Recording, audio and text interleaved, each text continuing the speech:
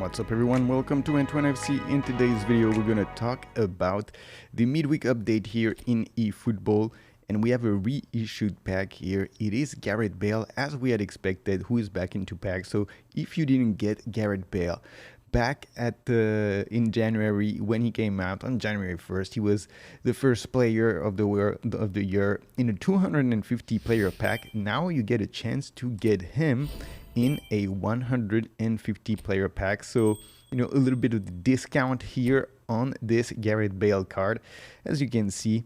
And Gareth Bale still now one of the best players in the game. He goes all the way to 107 when you have it in the team. And we're gonna look at this card here. Phenomenal finishing, a special design, celebrating his goal in the final of the Champions League, a bicycle kick, the game winner. Absolute fantastic goal. Watch it. If you don't know what I'm talking about, go on YouTube and watch the highlights of that Champions League final. Great performance from Bale back then. So let's have a quick look here at this card. Prolific winger Gareth Bale. He can play essentially everywhere in the attack. Very, very good stats. Strength as his booster. And we're going to look at the build because I have this card already. Since he originally came out, we're going to look at his build in a second. Let's do it right away, actually. Let's go there in the team. Where is Gareth Bale? He's here at the bottom. So let's see here. Let's have a look at this build. As you can see, he goes to 107. Insane stats on this card. Let's have a look here at the progression point. How did I build him? 8 in shooting, 7 in dribbling, 12 in dexterity, 7 in lower body strength, 4 in aerial strength, and that is it. And he goes to 107 with this build. Second booster, striker, instinct, the best that you can get. And as you can see here, the stats are really, really good. And usually I play him as a support striker. You can play him on the wing, you can play as a center forward. It doesn't matter. Anywhere you put this guy, he's going to be exceptional. And let's look at the player skills that he has. He's got scissor feint, knuckle shot, dipping shot, long range shooting, acrobatic finishing, one-time shot, phenomenal finishing, pinpoint crossing, outside curler, and super sub. And that's why I have him on the bench. When he comes in the second half, he is very, very, very good. And with the super sub, he is extra good. So the additional skills that I gave him, as you can see, he's got heading and aerial superiority. He is quite tall, 185. He's got decent jumping. He doesn't have these great heading stats, but still he becomes a problem in the air for the defender because he is quite strong. He also has a long range curler, chip shot control, and I have track back on him. That is perhaps not necessary. I had track back because I thought, okay, if he's gonna come as a sub, then maybe I'm closing the game and I want him to track back to play defensively so that I don't concede late in the game. When I'm leading, I want him to sort of chase back the other players, the other team's players, and so that I don't concede a goal if I'm leading. Perhaps, now looking back, I would probably give him, instead of that, one-touch pass so that he can participate a little bit more in the build-up of the play. But mostly I use him as a finisher. I get him in the second half after I've scored. I sort of switch my tactic to 2 players, 2 attackers, and he plays on the left, and I'll put someone else on the right, someone like Eto, who's very fast, and both of them will essentially be leading the counter attack. And it works pretty well like that for me. So let's go back in the pack now. Let's see the other one who's in the pack here. It is Shevchenko. Both of these guys have phenomenal finishing, as you can see here. Shevchenko, advanced striker here, 88 rated with the booster, 183, 73 kilos. Back in the 03-04 season with Milan AC, he was excellent back then. Striker Instinct as his first booster. Of course, Striker Instinct would be the best as his second booster.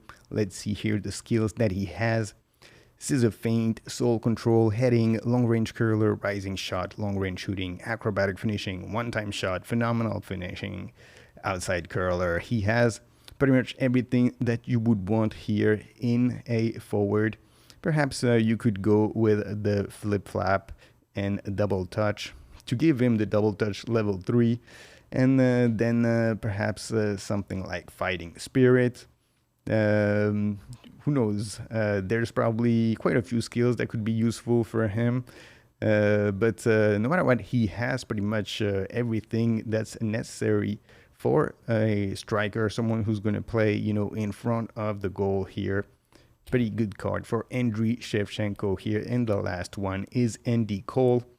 Now, the first two are like players that you would really want. Andy Cole, perhaps someone you would want to avoid in this pack.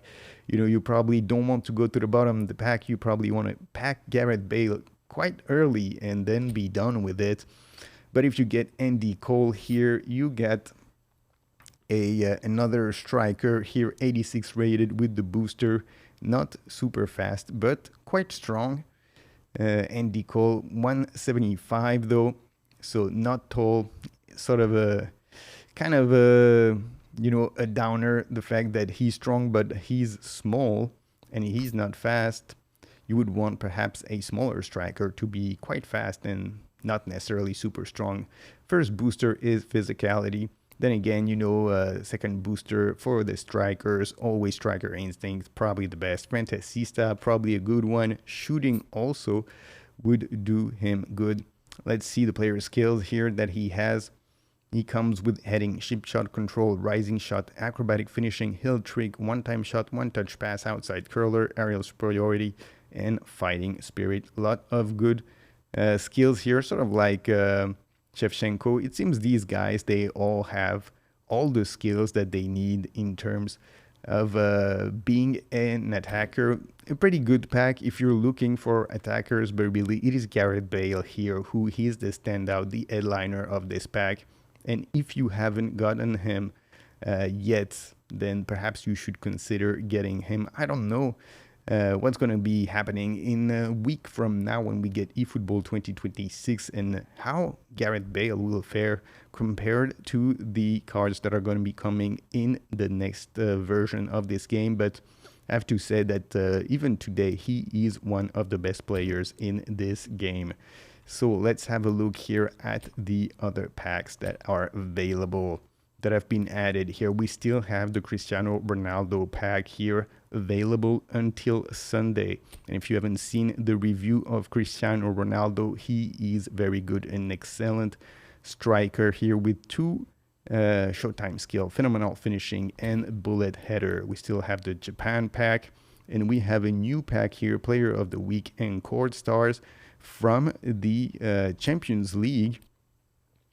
Let's have a quick look here at the players that we have. We got Alon, we got Yamal, Nuno Mendes, Declan Rice. This Declan Rice, we made a review of this player back when he originally came out. A very, very good box-to-box card here for Declan Rice.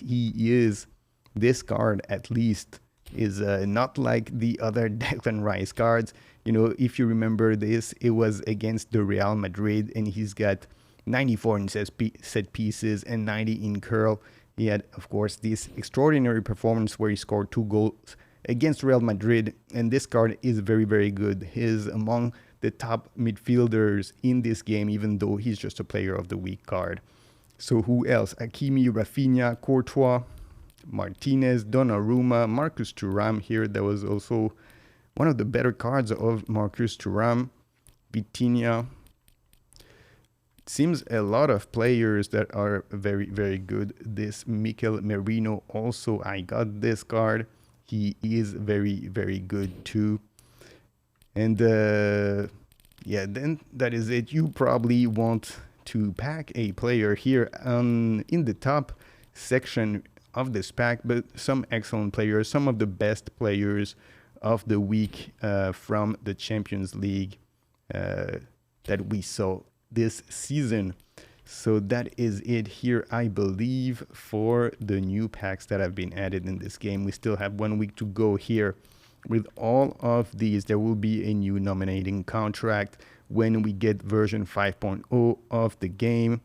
This one will also go out of pack. Essentially now, 1 week from now, everything is going to be reset in this game, and we're going to get a totally new version of the game. Let's have a quick look here in the packs. I don't think there's going to be anything. Nope, nothing new. These coaches here, they're going to be there for a little more time, these managers. And let's see here in the objectives. So there is a new objective here. It is Arsenal and Odegaard. You get a free Odegaard card. You got to score with them. You got to win some games. There is still the FIFA World Cup challenge that is now starting. Anytime you have these objectives here to complete, and when you do that, you will get the reward items. And let's have a look here at the FIFA E World Cup 25. Now that is going to start here anytime, really. It has not started yet. It will start in a few hours, and you can, as we had said last time, qualify for the World Cup in Saudi Arabia if you do well in this round 3, the last round of the qualifier for the FIFA World Cup. So let's have a quick look here at the events. The PvP is going to be national team this week here. Same thing for the AI event. The AI event will get you one of these free player of the week cards. And then we have 2 new events here for the World Cup in the AI section. One is a Legend European Champion. You get a booster token and a position training program, and in the other one it is a skill training program. So if you complete both of these, you will get 1 skill, 1 position, and 1 random booster.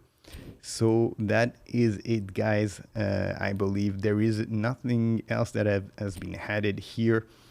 The campaign here is going to be a 1-week campaign, a short one, of course, because we're getting a new version of this game now, 1 week from now, and there will be a campaign, and hopefully there will be some new players and some free players, perhaps some short-time players or epic players to win in a campaign, perhaps like we saw a few weeks ago when you could win Fabio Cannavaro amongst many others. But we will see in time next week what happens, and perhaps next week the update is going to take a long time. The maintenance will be longer than usual, so perhaps we'll have to wait a little bit more than we have been used to in this midweek updates. Even though it seems that these updates have gotten longer, perhaps it will be even longer for the version 5.0. But anyway, guys, that is it for our overview here of the midweek update. Thank you for watching, and don't forget to subscribe to the channel and leave a like, and I will see you all on the next one. Peace. Hit me with that like and